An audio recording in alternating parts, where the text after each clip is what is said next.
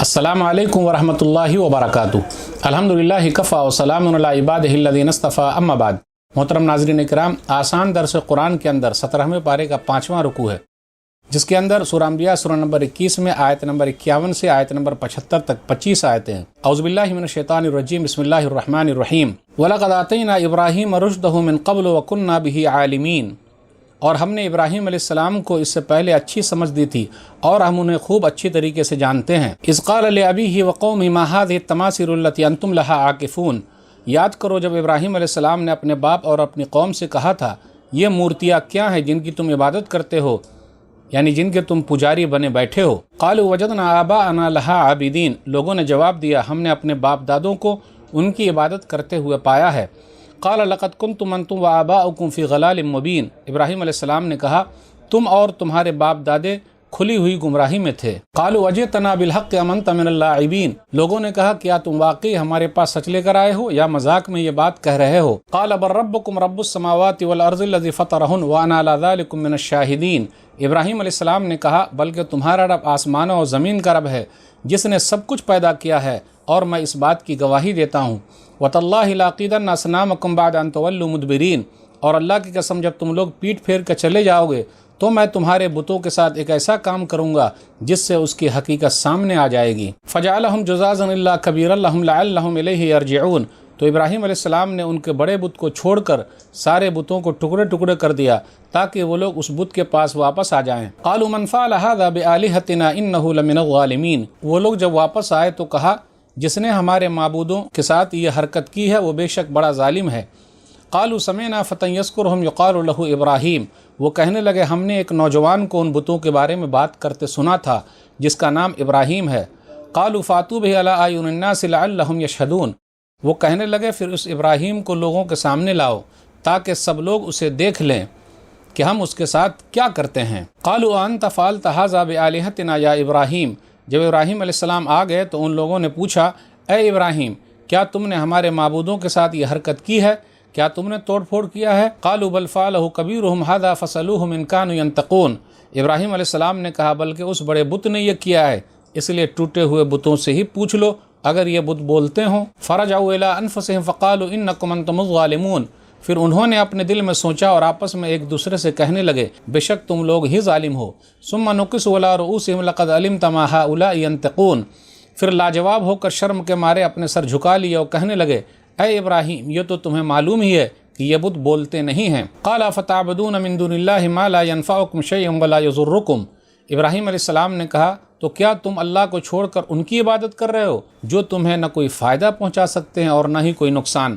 If لکم ولما تعبدون من دون اللہ افلا تعقلون، افسوس ہے تم پر اور تمہارے ان بناوٹی معبودوں پر جن کی تم اللہ کو چھوڑ کر عبادت کرتے ہو، کیا تمہیں اتنی بھی عقل نہیں ہے؟ قالوا حرقوہ وانصروا آلہتکم ان کنتم فاعلین، لوگ ایک دوسرے سے کہنے لگے اس ابراہیم کو آگ میں ڈال دو اور اگر اپنے معبودوں کی مدد کر سکتے ہو تو کرو۔ قلنا یا نار کونی بردا وسلاما علی ابراہیم، جب لوگوں نے ابراہیم علیہ السلام کو آگ میں ڈال دیا تو ہم نے کہا اے آگ تو ٹھنڈی ہو جا اور ابراہیم کے لیے سلامتی والی بن جا۔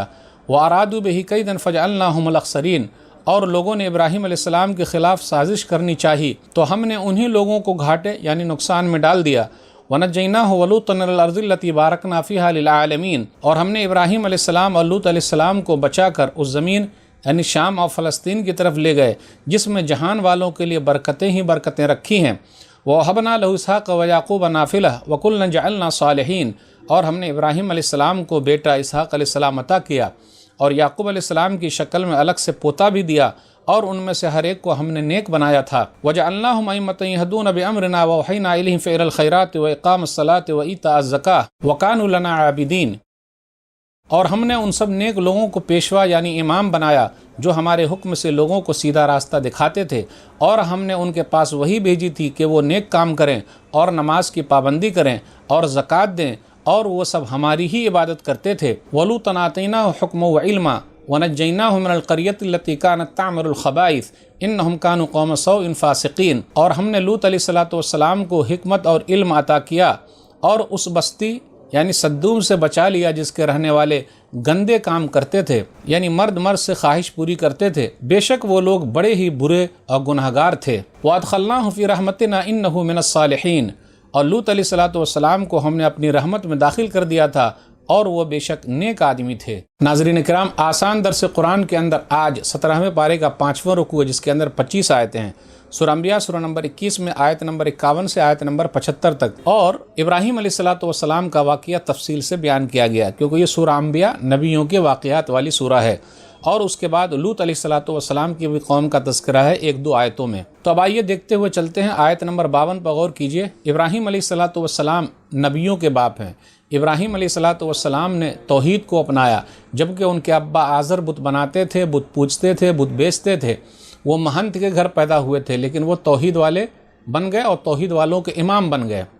تو انہوں نے اپنی قوم کو سمجھایا، اس لیے جو توحید پر آ گیا اسے چاہیے کہ اپنی قوم کو سمجھائے، اپنے گھر والوں کو سمجھائے، شرک سے دور رہنے کی تلقین کرے۔ تو ابراہیم علیہ الصلوۃ والسلام نے کہا اپنے ابا آزر سے اور اپنی قوم سے، اے میری قوم، پہلے اپنے ابا سے کہا میرے ابا کیوں ایسا کر رہے ہیں آپ، اپنی قوم سے کہا کیوں ایسا کر رہے ہو، یہ بت کیا ہے جن کو تم پوج رہے ہو؟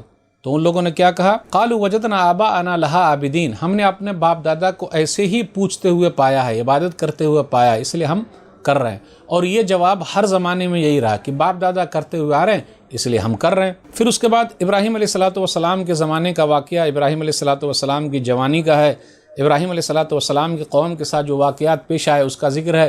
قوم کھیل کود میں گئی، میدان میں گئی، اس کے بعد یہ بت خانے میں آئے، تو وہ مسئلہ قرآن نے بیان کیا ہے۔